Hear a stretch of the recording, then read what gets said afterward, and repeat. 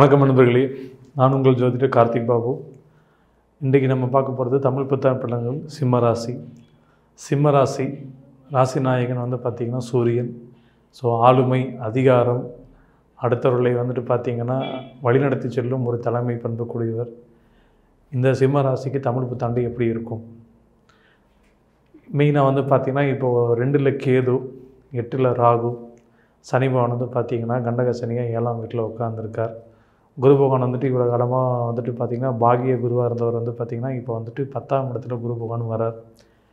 So எப்படி இருக்கும் அப்படிங்கிறது ஒவ்வொரு செக்மெண்டேஷன் பீப்புளுக்காக நம்ம பார்த்தே வரலாம். ஃபஸ்ட்டு பார்த்திங்கன்னா ஒரு லோயர் லெவல் ஒர்க்கில் இருந்து ஒரு கவர்மெண்ட் லெவலில் இருக்கவங்களுக்கு எப்படி இருக்கும் இந்த தமிழ் புத்தாண்டு அப்படின்னு பார்த்துக்கிட்டிங்கன்னா, 2ல் கேது அப்படிங்கிறப்ப தனம், குடும்பம், வாக்குஸ்தானத்தில் கேது உட்கார்ந்துருக்கிறது அப்படிங்கிறப்போ பல விதங்களில் பல தடைகளை சந்திக்கக்கூடிய அமைப்பு. என்னதான் நம்ம ஆளுமை, அதிகாரம் அப்படிங்கிறது இருந்தாலும் இந்த காலகட்டத்தில் பெருசாக செல்லுபடியாகாது. நீங்கள் ஒன்று சொல்ல மற்றவங்க ஒன்று புரிஞ்சுக்கங்கிற மாதிரி ஒன்று இருக்கும். மெயினாக வேலை செய்கிறவங்க, வேலை கொடுக்குறவங்க, இவங்க 2 பேருமே ஒரு சிறு மனஸ்தாபம் அப்படிங்கிறது இந்த காலகட்டத்தில் எப்போவுமே ஓடிக்கிட்டே இருக்கும். ஏன்னா நீங்கள் ஒன்று சொல்கிறதோ அவங்க ஒன்று செய்கிறது அப்படிங்கிற மாதிரி போகிறப்போ பார்த்திங்கன்னா நிறைய லாஸஸ் உருவாகும் இந்த காலகட்டத்தில். அதனால் பார்த்திங்கன்னா கடன் வாங்கி பிஸ்னஸ் பண்ணுறவங்க, தொழிலில் இருக்கிறவங்க பார்த்திங்கன்னா ஒவ்வொரு நாளும் இது என்னடா இப்படி போகுது லைஃபு அப்படிங்கிற மாதிரி போகும். மெயினாக இந்த அடுத்து கடன் வாங்குறதுக்கே கூட பார்த்திங்கன்னா இந்த 2ஆம் இடத்துல கேது உட்காந்துருக்கப்போ கடன் கிடைக்கிறதுக்கே டைம் ஆகும். லேஸில் முடியாது. ஸோ அதனால் முடிஞ்ச அளவுக்கு எந்த ஒரு விஷயத்தையுமே பொறுமையாக ஹேண்டில் பண்ணுங்கள். அவங்களுக்கு வேலை தெரியல அப்படிங்கிறப்ப அடிக்கடி ட்ரைனிங்கும் கொடுக்க பாருங்கள். சேல்ஸ் அண்ட் மார்க்கெட்டிங்கில் இருக்கவங்க பார்த்திங்கன்னா அவங்களுக்கு அப்போ ட்ரைனிங் கிளாஸஸ், ஒரு மோட்டிவேஷன் கிளாஸஸ் இந்த மாதிரிலாம் நடக்க ஆரம்பிங்க. மெயினாக இந்த சிம்மராசி மக்கள் பார்த்திங்கன்னா நிறைய பேர் மார்க்கெட்டிங், மீடியா ஏஜென்சிஸில் ஒர்க் பண்ணுறவங்க இருப்பாங்க, பிஸ்னஸ் ரன் பண்ணுறவங்க இருப்பாங்க. அவங்களுக்கெல்லாம் பார்த்திங்கன்னா ஒரு மென்டாரை கூப்பிட்டு அவங்களுக்கு ஒரு மோட்டிவேஷன் கிளாஸ் எடுக்கிறப்போ சேல்ஸ் அண்ட் மார்க்கெட்டிங்கில் எஃபெக்டிவாக இருக்கும். அட்லீஸ்ட்டு டார்கெட் அச்சீவ் பண்ண முடியாட்டியும் பரவாயில்ல, லாஸ் ஆகாமல் கொண்டு போகிறதுக்கு இந்த ட்ரைனிங் கிளாஸஸ் தான் உங்களுக்கு ரொம்ப முக்கியம். ஏன்னா நிறைய பேர் இந்த ராசிக்குள்ளே இருக்கவங்க, வேலை கொடுக்குறவங்களும் சரி, வேலை வாங்குறவங்களும் சரி, விரக்தியில் நான் வேலையை விட்டு போகிறேன் அப்படிங்கிற மாதிரி கண்டிப்பாக போயிடுவாங்க. ஸோ வேலையை விட்டு போகிறவங்களுக்கு அடுத்த வேலை கிடைக்கிறதுக்கே ஒரு 6 மாதம் ஆகும் இந்த காலகட்டத்தில் வேலையை விட்டிங்கன்னா. ஸோ முடிஞ்ச அளவுக்கு இருக்கிற பிரச்சனை நாம் எப்படி சரியாக இருக்கணும், நாம் எப்படி நல்லபடியாக கொண்டு போகணும் அப்படிங்கிறத மட்டும் ஃபோக்கஸ் பண்ணுங்கள். இந்த காலகட்டம் பார்த்திங்கன்னா ரொம்ப நல்லாவே கொண்டு போகும். மெயினாக அந்த குரு பகவான் 10ல் குரு உட்கார்ந்தா பதவி பறி போகும் அப்படின்னு சொல்லிங்க சார். அப்போ பதவி போயிடுமா, எனக்கு வேலை மாறி போயிடுமா அப்படின்னு கேட்டிங்கன்னா, வேலையில் ஒரு சின்ன மாற்றம் ஏற்படும். ஆனால் அந்த மாற்றம் பெருசாக உங்களுக்கு பாதிப்பு ஏற்படுத்திடாது. ஒரு சேஞ்சஸ் அப்படிங்கிறது இருந்தால் தானே லைஃப் நல்லாயிருக்கும். ஸோ அந்த சேஞ்சஸ் அக்செப்ட் பண்ணிக்கோங்க, அது ஒன்றும் தப்பு இல்லை. கொஞ்சம் கஷ்டமாக தான் இருக்கும், ஓகேங்களா? ஸோ அந்த கஷ்டத்தை நீங்கள் இஷ்டப்பட்டு ஏற்றுக்கிட்டிங்கன்னா லைஃப் அடுத்த கட்டத்துக்கு போகிறதுக்கு இது ஹெல்ப்ஃபுல்லாக இருக்கும். ஏன்னா அடுத்த குரு பேச்சு வரும்போது உங்களுக்கு ஒரு நல்ல ஒரு சேஞ்சஸ் அப்படிங்கிறது டெஃபினட்டாக இருக்குது. ஸோ முடிஞ்ச அளவுக்கு பொறுமையாக ஹேண்டில் பண்ணிட்டு போங்க. கஸ்டமர்ஸ்கிட்ட சரி, நீங்கள் வேறு டீல் பண்ணுறவங்ககிட்டையும் சரி, பண விஷயத்தில் கொஞ்சம் கரெக்டாகவே இருந்துக்கோங்க. சார் நான் அடுத்த வாரம் தரேன், அடுத்த மாதம் தரேன், ஒரு கிரெடிட் கொடுங்க அப்படின்லாம் இருந்தீங்கன்னா தயவுசெய்து கடனில் மட்டும் கொண்டு போக வேணாம். முடிஞ்ச அளவுக்கு பார்த்திங்கன்னா க்ளோஸ்டு பீப்புளுக்கு மட்டும் கடன் கொடுங்க. புதுசாக அவங்களுக்கு கடன் வேணாம். க்ளோஸ்டு பீப்புளே பார்த்திங்கன்னா நிறைய பேர் உங்களுக்கு ஏமாற்றக்கூடிய வாய்ப்புகள் அதிகம். ஸோ முடிஞ்ச அளவுக்கு ஒரு 50% முதல்ல அட்வான்ஸ் வாங்கிட்டு அதுக்கப்புறம் நீங்கள் பேமெண்ட் டீல் பண்ணிங்கன்னா ஓரளவுக்கு சமாளிக்கக்கூடிய அளவில் இருக்கும் இந்த காலகட்டங்கள். அதுக்கப்புறம் பார்த்திங்கன்னா லோயர் லெவலில் ஒர்க் பண்ணுறவங்களுக்கு பார்த்திங்கன்னா அவங்களுக்கு தேவையான வசதிகள் செஞ்சு கொடுக்கறதுலேயே உங்களுக்கு சில பிரச்சனைகள் வர ஆரம்பிக்கும். ஸோ முடிஞ்ச அளவுக்கு அவங்களை ஃப்ரெண்ட்லியாக டீல் பண்ணுங்கள். தயவுசெய்து ஏற்று பேசியோ இல்லாட்டி அதிகாரம் பண்ணியோ பண்ணிங்கன்னா அந்த நல்ல வேலைக்காரங்களை நீங்கள் இழக்கக்கூடிய ஒரு அமைப்பு இருக்குது. ஸோ முடிஞ்ச அளவுக்கு வேலை செய்கிறவங்களுக்கும் சரி, வேலை கொடுக்குறவங்களும் சரி, ஒரு சரியான ஒரு சிந்தனையில் பொறுமையாக டீல் பண்ணுறது நல்லது, சரிங்களா? அடுத்து பார்த்திங்கன்னா அரசாங்க ஊழியர்கள், அரசாங்கத்தில் அரசு அமைப்புகளில் இருக்கிறவங்க, இந்த அரசியலில் தொண்டர்கள் வேலை செய்கிறாங்க பார்த்திங்களா, அவங்களுக்கு இங்கே பார்த்திங்கன்னா உங்களுக்கும் உங்களோட கட்சி தலைவருக்கும் பார்த்திங்கன்னா ஒரு கம்யூனிகேஷன் கேப் அப்படிங்கிறது கண்டிப்பாக இருக்க ஆரம்பிக்கும். மெயினாக பார்த்திங்கன்னா இப்போ ஒரு பாட்டு ஒன்று ரொம்ப காலமாக ஓடிட்டு இருந்திருக்கும். அந்த பாட்டு வந்துட்டு இல்லை இப்போதைக்கு நீங்கள் பண்ணாதீங்க, அது பண்ணும்போது உங்களுக்கு பிரச்சனை அப்படின்னு வந்துட்டு சொல்லி அந்த பாட்டை நிப்பாட்டியிருப்பீங்க. பட் பிரச்சாரத்தில் நம்ம என்ன பாட்டு போடுறது, நாம் என்ன புதுசாக சொல்கிறது அப்படிங்கிறது போகிற மாதிரி இருக்கும். அப்போ அந்த டைமில் வந்துட்டு நீங்கள் பொறுமையாக நீங்கள் புதுசாக சிந்திச்சு பண்ணுங்கள். அதை வந்து உங்கள் தலைவர்கிட்ட கேட்டுட்டு நீங்கள் பண்ணுங்கள். நீங்களாக ஒரு முடிவு எடுத்து பண்ணிங்கன்னா அது தேவையில்லாத சிக்கல் வந்து உண்டு பண்ணிடும். ஸோ முடிஞ்ச அளவுக்கு அதை அவாய்ட் பண்ணிக்கோங்க. அரசாங்க ஊழியர்கள் வந்து பார்த்திங்கன்னா இந்த காலகட்டத்தில் வந்துட்டு உங்களுக்கும் அரசுக்குமே வந்துட்டு பார்த்திங்கன்னா ஒரு சிறிய மனக்கசப்பு வந்து போகும். சார் நாங்கள் ஒரு சில வசதிகளை எதிர்பார்க்குறோம், சில திட்டங்கள்லாம் நீங்கள் செஞ்சு கொடுக்குறதா சொன்னீங்க, ஆனால் இப்போ வரைக்கும் செய்யலையே சார் அப்படின்னு சொல்லிட்டு ஒரு மனசாமம் இருக்கும்.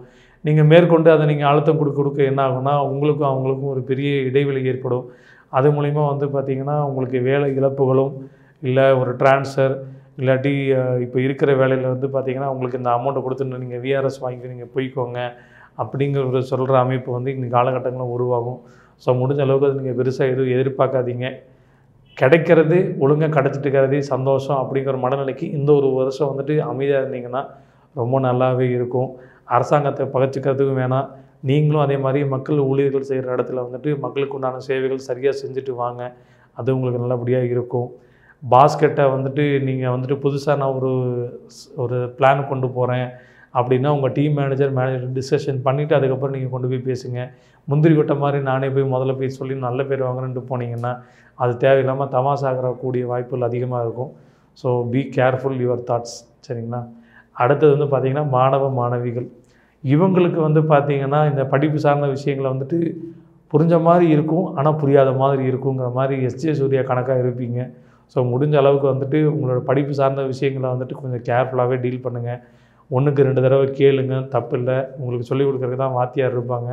ஸோ அந்த படிப்பு சார்ந்த விஷயங்களை கேர்ஃபுல்லாக இருந்து டீல் பண்ணிட்டீங்கன்னா ரொம்ப நல்லாவே போகும். மாணவிகள் வந்துட்டு பார்த்திங்கன்னா இந்த பாய் ஃப்ரெண்டு, சிநேகிதம், ஊர் சுற்ற போகிறேன், அவங்க கூட சேர்ந்து நான் வந்து குரூப் ஸ்டடி பண்ணுறேன், இது எல்லாமே வந்துட்டு ஸ்டடீஸுக்கு இருந்தால் நல்லது. மற்ற தேவையில்லாத விஷயங்களுக்கு வந்துட்டு அவாய்ட் பண்ணிக்கிறது நல்லது. இந்த படத்துக்கு போகிறோம், பீச்சுக்கு போகிறோம், பார்க்குக்கு போகிறோம், இல்லை அவுட்டிங்கு போகிறோம், அது எல்லாமே இந்த காலகட்டத்தில் வந்து அவாய்ட் பண்ணிக்கிறது நல்லது. ஏன்னா நீங்கள் போகிற இடத்துல வந்துட்டு சில விபத்துகள் ஏற்படக்கூடிய வாய்ப்புகள் வந்துட்டு கொஞ்சம் அதிகம் இந்த காலகட்டங்களில். ஸோ படிப்பில் மட்டும் கான்சன்ட்ரேஷன் பண்ணுங்கள். மெயினாக 10th +1 +2 நீட் என்ட்ரன்ஸ் எக்ஸாம் எழுதுகிறவங்க, கேட்டு இந்த மாதிரி எழுதுகிறவங்களாம் கொஞ்சம் கேர்ஃபுல்லாக இருக்கிறது நல்லதுங்க. சரிங்களா?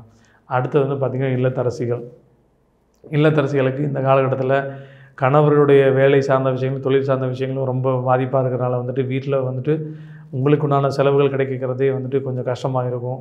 ஸோ கொஞ்சம் பொறுமையாக போங்க. இல்லற விஷயங்களை வந்துட்டு பார்த்திங்கன்னா பெருசாக ஈடுபாடு இருக்காது.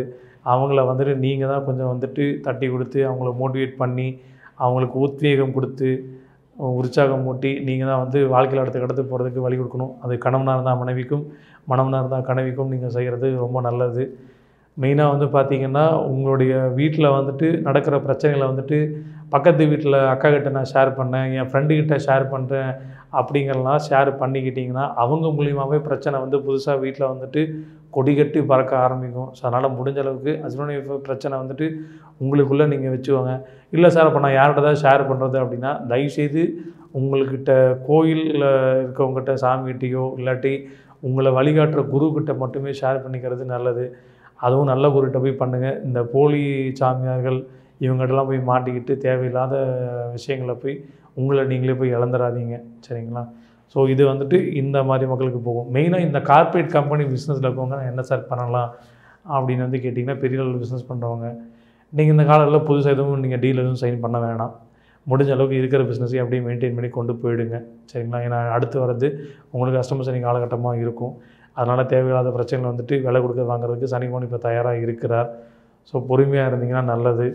மக்களுக்கு வந்துட்டு வேலை செய்கிறவங்களுக்கு வந்து பார்த்திங்கன்னா உங்களால் என்னென்ன பெனிஃபிட்லாம் அவங்களுக்கு பண்ண கொடுக்க முடியுமோ தயவுசெய்து பண்ணிவிடுங்க.